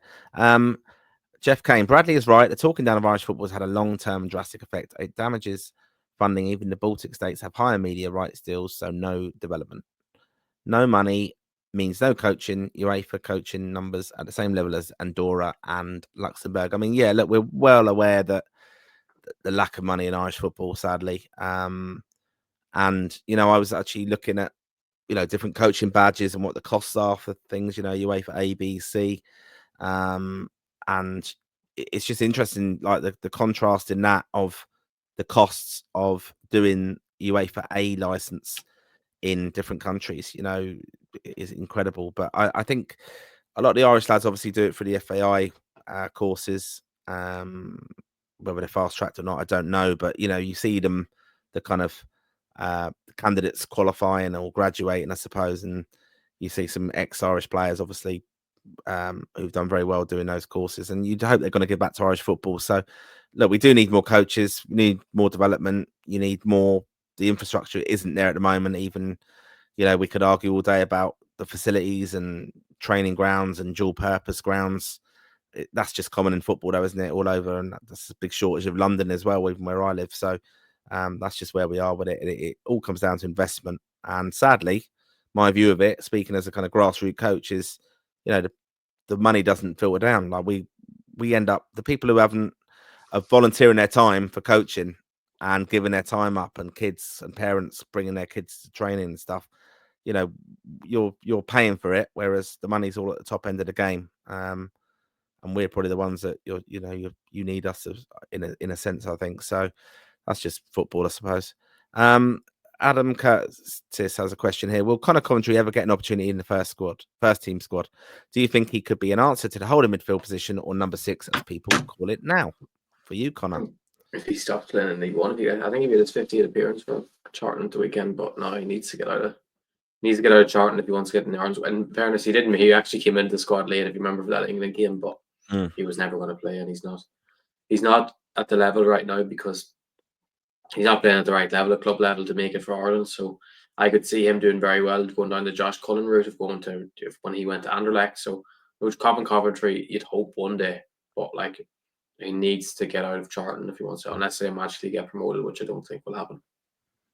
And a comment here from Aidan Corbett. Agree with Conor, and this is when you were talking about Irish players going off to foreign countries to develop as footballers. Agree with Conor. That's why it's great to see Irish lads now going to the likes of Benfica, Strasbourg, Reims, Hoffenheim, etc. So that's just another one praising you, Connor. So, but yeah, that is, as I've said, do give Connor a follow at Rep Tracker. Fantastic job there, following all the Irish players, seeing where they're up to and how they're getting on. It's a full-time job, of course, so it does give us some fantastic comment for the show. Well, lads, says Kieran McDonald, I've seen some things on Twitter about Ivory Coast being interested in Conor Doherty. Surely no chance of that happening. No, I don't think so. Reversing the flag, you know, No, just the I flag think there. It's the only thing would Yeah. be. I think the thing is, when lads are eligible for African countries, even if they have an interest in going there, a lot of them it's just playing in the likes of AFCON in the middle of a club season when clubs use that against you when you go to sign for them, or you can go. We've seen with Nigeria and Libya, we've seen this summer about the treatment they got when they were in the airport, and it's just a lot of players, just as much as if they even want to represent Nigeria through their heritages or through Ivory Coast, it's still a lot of lads are very anti. I think it's more likely we'd ever see Conor Doherty in a Northern Ireland shirt than would in a Ivory Coast shirt. Although he's a Catholic from Derry, it's not going to happen unless he's not good enough for Ireland. But no way. I think that's just Twitter talk, to be honest. Yeah, I mean, look, I mean, African football is just nuts. That, you know, I think back to some of the old school listeners, if we do have any on this evening, you know, Chris Hughton, obviously was eligible to, you know, on the back of his father, obviously, to take on the Ghana job, was approached because of that, very proud to do so. But, you know, he confided in a few of us at Risk London because he was a former club president of us, and in contact with a lot of our members and stuff. But just that, it was absolutely bonkers. That was, you know, people not getting paid to training pitches, things like that. Absolute crazy. And you know, it's in the middle of the season, and I think it's attractive maybe later on in some people's career when they haven't had an international career, if they're eligible that way. But I think he'd be wasting his talent really going there now, unless he does feel that strong allegiance. Martin Fitzpatrick, obviously this is in relation to Shells and the Tolka Park blackout. Shells didn't pay the electricity bill, obviously. I have actually been at a football match where I was at Fulham once, where at Man United, and there was a blackout, which is quite unique, I suppose. Dean Flood, I'm hoping the Rovers Europe run shows more European teams that Irish players are worth a punt, something like a top Belgium or Swiss team, which is a good level to still play international football. Totally agree. And then we've got Kevin O, who does Doherty have to start in Bulgaria?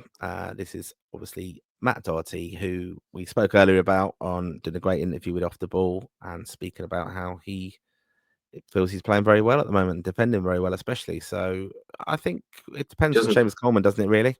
I just don't think he can't say, because Jacob Bryan's doing well at Everton as a right back, so I don't think you can say he has to start, but I think we'll at least say he has to be in the squad. But no, I wouldn't say he's not a nailed-on starter. Like, it's not like saying Keller has to start in goal. It's if Hyber sees he's the right man, fair enough. And then Baylor, is Bazunu not struggling a bit in Belgium? We spoke about that a little bit earlier. Probably is a little bit, but he's getting minutes, so we're quite happy with that. And Dean Flood, in response to that, only been 2 games, hard to judge yet. And Adam Curtis says Bazzinu's just down to match fitness. Quick question here on Mark McGuinness, who we obviously, as I said earlier, thought played quite well in the game at Wembley against England. If Luton go down, will McGuinness leave? Again, one of our very promising centre backs. We're very blessed there. They paid 10 million for him in the summer. I think they paid 10 million for centre back, and the could get relegated. It's pretty mental. It's been a mental year for Luton Town, and I'd imagine so. But like, it's not a good look for centre half to get relegated with a team that was expected to fight for promotion. But I don't know. Like, would he get a move? Would a team play? Would they want to recoup that 10 million, or would they just want to keep him at the club straight back up? But it's not been a good season for Luton, although McGuinness has been very good at times. It's interesting now to see how he's looked at now in the Ireland picture. And then we've got Nick saying Abankwah was so good this week, which is a fact. You know, yeah, very good. And right, Connor, you can pronounce this one. You got it right. Pauline in the morning. Is it There you go. Pauline? Is it? Pauline Is it Moran. well, Yeah. I don't know. It's Gaelica anyway, so I'm not too sure. Yeah. Okay. You got it right. Probably just about me being such a fantastic presenter and host this evening. Dean Flood, will Matt even start for us? Because we don't use a back three, and I don't see him being a centre back over any of our other options.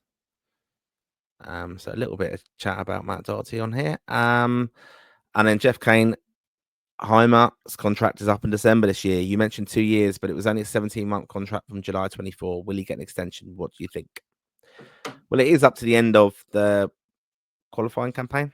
Yeah. Well, they spoke of it like it was a 2-year deal, which is I meant to say from when it started, but obviously it was 17 months. But no, I don't think we can make a comment on it yet, Jeff, to be honest, because if we qualify for the World Cup or if we are in a playoff place next March, I think people will probably say he deserves a shot for the Euros because we finished out at Hungary, which is a lot of people expect us not to do.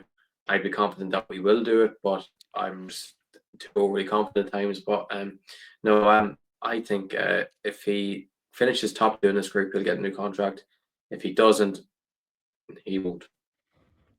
You would hope, though, with these contracts, and like there's been so much more focus now on the FAI with contracts and discussions and things like that. You would hope there's kind of it's like performance related. You'd hope there's kind of a deal that's kind of done. Like, so for example, if this is quite interesting. If you think back to 2002 World Cup, Mick McCarthy done the World Cup diary, obviously side panel, that kind of stuff was in it. But Mick McCarthy's agent negotiated his contract just after Ireland qualified, and there's a incredible stat I think actually Mick mentions in his book from then was that I think nearly 50% of the managers who were in that World Cup in 2002 were no longer in their jobs 6 months after.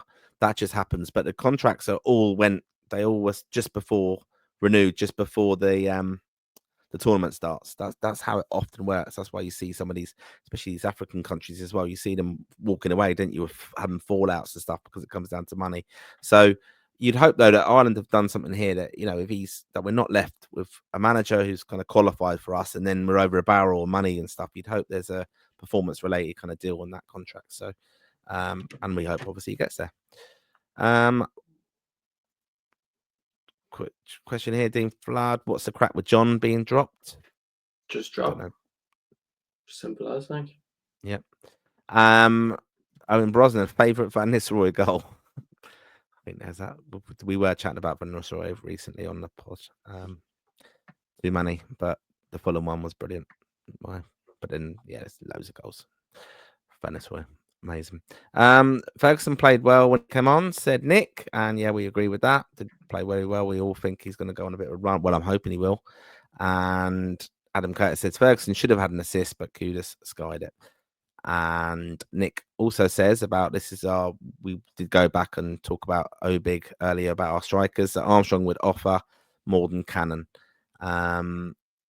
We've also spoken again. This is another comment on that. Just by the fact Sinclair is massive, he has something our other strikers don't. That's just obviously the speculation. Do we think he will get in the squad, Sinclair Armstrong? Hasn't scored a senior goal for Ireland though, has he? He's only played what? He's only played a couple of times. 5 minutes against Holland. Yeah, that was it. Yeah.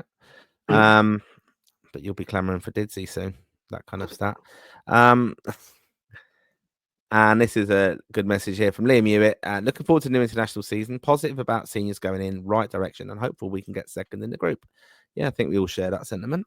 And obviously we'll be following the March games as well to see the outcome of that. Obviously Denmark, Portugal as well. So we know who we have. That'll be one eye on that, I suppose. Rovers, Ireland, number 1. There you go, from David H. And this is a little bit of chat now about the under-21. So with the under-21s and the draw they've been given, we really have to be finishing second at a minimum. And who knows, maybe pushing for first. Thoughts. Covered that a little bit earlier, but look, we're quite confident that second should be achievable, shouldn't it, in that squad? In that group. Slovakia would be the third best team, but they're hosting this tournament, so we don't know what they were like. We don't know what their squad is currently like for this current campaign, but you could imagine that with the talent Ireland have at underage set at the moment, that you'd expect Ireland to finish second in that group. And I think not finishing second in this current group would be considered a failure, because it gets to a stage where you just have to start performing and getting the places where we should be finishing for the level of talent in the squad. So no, we should be finishing second at a minimum. And Liam Hewitt also follows up with also the under 21s can be very interesting to you. What do you think of Trent, Conor Doherty, and Melia? We've spoken about them in the past, obviously. We're just confident they're going to do well. Yeah, two very talented players. Yeah. And Nick makes a comment a little bit, I think, in relation to Sinclair Armstrong talk, just that Mikel Antonio was great like that. And then Patrick Kelly praising me, as usual, lads. Another super show. Well done and keep up the excellent work. Yeah, we're here every week doing live streams. We're also focused on the League of Ireland. So do give us a follow and subscribe. Follow Connor at Rep Tracker, Lansdowne Raw for me, and also at PrindM, I think I am. All of my dodgy Twitter handles. And obviously the Facebook page as well. So yeah, thank you for your support. Over 1,000 watching on a Monday night. We do appreciate that. And looking for writers. We're going to have a lot of stuff coming up, obviously around the window. We'll be doing a preview show for the games in Bulgaria and in Dublin, and we'll also be focusing on the squad announcement as well when that comes out, which is probably believed to be about the 13th week before the game. So yeah, looking forward to that, and we'll have it all covered here and want your feedback as the Raw faithful to let us know if Heimir's got it wrong or who he's missed out, or are you upset by who he's picked. So yeah, we want to hear from you, and do keep loyal to the show and make sure you do subscribe and follow us on the YouTube. Another comment about the under 21s from Adam Curtis. I could be mad saying it, but I think the under 21s could have a good chance beating England under 21s, especially with how they performed the last campaign. Jim Crawford has them playing very possession based. So yeah, look, don't upset Connor too much talking about the last campaign with the under 21s. Still not really over it. We've been close on so many occasions now with the under 21s, and yeah, I'm like Connor. I want to see us competing on the international stage at that. I think it will just do so much for our confidence and even the future senior squads. When you've got a tournament behind you, it just underage, and we used to be really good at that. It does help you so much. So yeah, and yeah, I for one, I'm very happy that Jim Crawford stayed on. He knows the role, knows what the job is with the under 21s, that he's developing players. So I think that's fantastic as well. Tony Herbert here. Hi lads, heard a rumor about Newcastle's Jacobs Murphy declaring for Ireland in time for the Bulgaria game. I think it started on another podcast. Did you hear that? And in addition, any update on Sirkin? He will be cutting it fine. Is Joe Bagan at Cardiff good enough to do a job at left back? Slancher, Tony in LA. So thank you for watching from LA, Tony. So I don't think Jacob Murphy's eligible. So there's been stuff about that he said himself he's not eligible, that he doesn't have an Irish parent or grandparent, so I couldn't imagine that he actually is eligible. From as far as I'm aware, he's not eligible, but you never know. But I feel like that podcast could be talking waffle. Prendy, do you think to see him? And no updates in Sirkin. I don't think we're going to get any updates in Sirkin until next month, until we hear if he's in the squad or not, and then questions will come from that. And then Joe Bagan's been very well at the moment. He's kind of playing as a left centre half, but it's just what I don't know if Heimir thinks he's good enough to play over. Is he better than Callum Woodard or Ryan Manning or Robbie Brady? I don't know. So interesting to see what the left back situation will be. Hopefully Sirkin in, and if Bagan comes in and he's considered good enough, that's a positive step. Okay. Yeah, thanks Tony for watching from LA. Brilliant. See, we have a bit of international flavour here with Lansdowne Raw. We're popular all over the world. And still, it's great to see so much chat tonight about the under 21s, which is brilliant to see the interest in it. To be honest, the 21 should be interesting. Hopefully, get to see the likes of Melia and Trent making debuts at that level, and hopefully the games are down at the Cross too. Turner's Cross for people outside of Cork. Yeah, good little stadium. That I've enjoyed it when I was there before. And at Banqua, Murphy, Curtis, O'Mahony, the 21s have a great chance. So yeah, and Liam Hewitt is in full agreement to that, which is great. So yeah, thanks for your interaction this evening. It's amazing to see. Again, Dean Flood, do we think about a Banqua could be stepped up to the senior? Do we not think? Abankwah could be stepped up to the seniors. Connor, you'd have him in there, would you? I don't know if I'd have him in there yet or not, because he could easily step up and like he can play right back, play centre back, probably play left back if you want him to. But I don't know if we'd step him up just yet. But I'd have nothing against it. Yeah. And then I think Liam Hewitt just saying that he thinks that Abankwah would be better playing for the under-21s, and he does like what he's seen of him in the last campaign, which is great. Yeah, lots and lots of chat between you all tonight, which is fantastic. Depends on where he's at after the summer, but unless he's going to play, might be better to be one of the leaders amongst the under-21s. And yeah, it's great to see again. As I said, a lot of excitement about the under-21 team. So yeah, wish them the best of luck. Just talk about Morehouse, who was on the bench for Man United the other day. Jeff Kane thinks he will probably play for England like Rice and Grealish.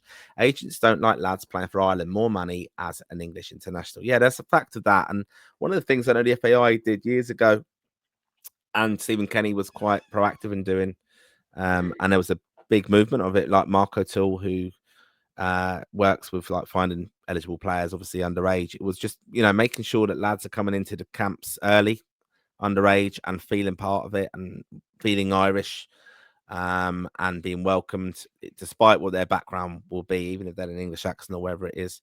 And that's me saying that, of course.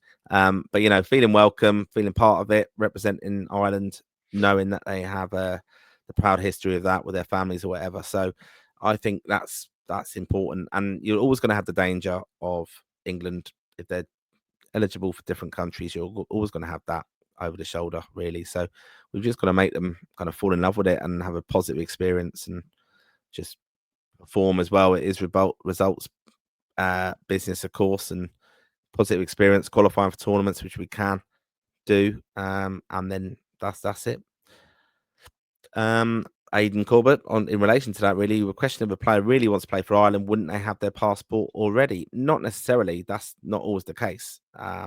It can be difficult with lots of people eligibility to get that all in order. I mean, that's going back in the day as well with Irish players, of how they, were. And it's eligible. it can be quite difficult, Brendy, at times for lads who are, because if it's not coming through the FAI, it can be more of a drawn out process that they're waiting months and months and they're thinking, what's the point of me getting the passport ready now? But I know some players do have it in advance. Like, Jacob Devaney from Man United has had his sorted over the last year or so to be ready for whenever he got a call up. But I think it just depends on the player. I'm not 100% sure whether Moore could have a passport or not. I know he definitely, it's just paperwork that still needs to be done.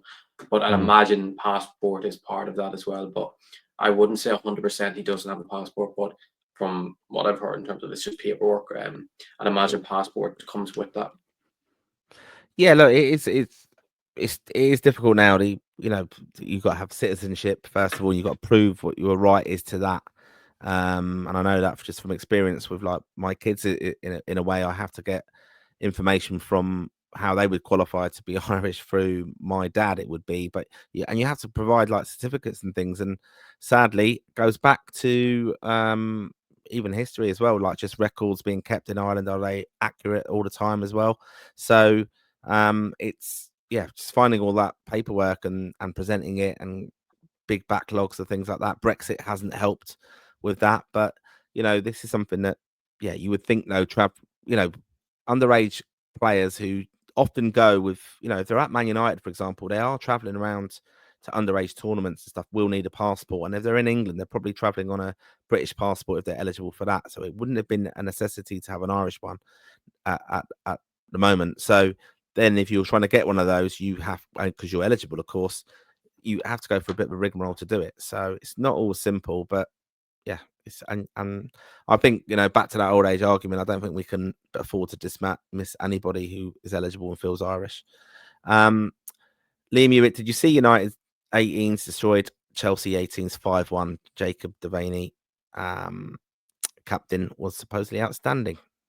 Yeah, that was FAU's Cup, and as we know, it's the most prestigious tournament probably across Europe for underage players. So it was great to see captain United in it, and back for Chelsea, which is always positive to see this on a winning side, and had a brilliant game. So a player with a huge future and will be key for the 19s next month in the qualifiers, which they have a great chance in. Well, do you know where that was played, that game? It was at It wasn't up. it was that thingy, what do you call it? The ground they have that the women's team play at. Oh, Yeah. because Because there was uproar actually. A lot. That was one of the cuts of Man United at Ineos. Is that normally they would play at Old Trafford, and it is prestigious. Obviously, Man United are the most Lee winning Sports team of Village. the youth club. That's what it's called. Sorry. Yeah, but there was a lot of uproar with that. That was cuts basically. United just showing how the Ineos era is continuing. Oh yeah, thank you, Liam Hewitt, just confirming that. But yeah, I did read that was a bit of uproar with that. Not popular with the club, Man United. A lot of the old school people there. Jacob Murphy would be a cracking addition, says John. And then Jeff Kane, it's the FAI, the failure and drama will be endless. And then that's just Liam Hewitt, a final comment there, stating that it was at Lee Sports Village. So thank you for your comments this evening. Do appreciate it. Anything to add, Connor?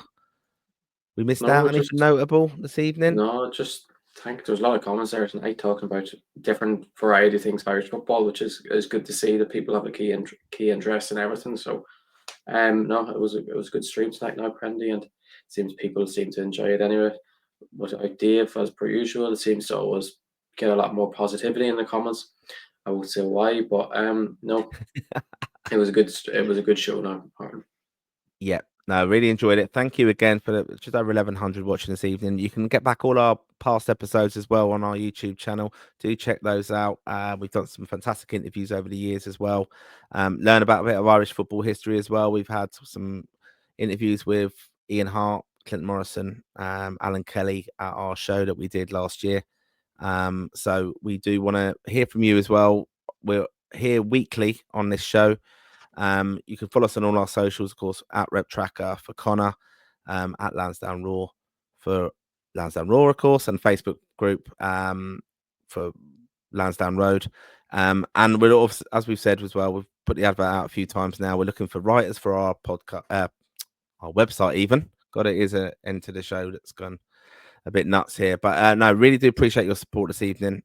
It's been great to see so much involvement. And again, I think it just emphasised that the future of Irish football is bright.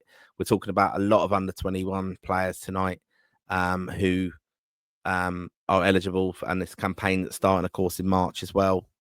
They've got a few friendlies. So that's great. And as I said, we will be here following the Irish team throughout 2025. Got lots and lots of plans for the show and for our website, merchandise, all sorts of things. The lads are going off to Bulgaria. I'm not able to go to that one.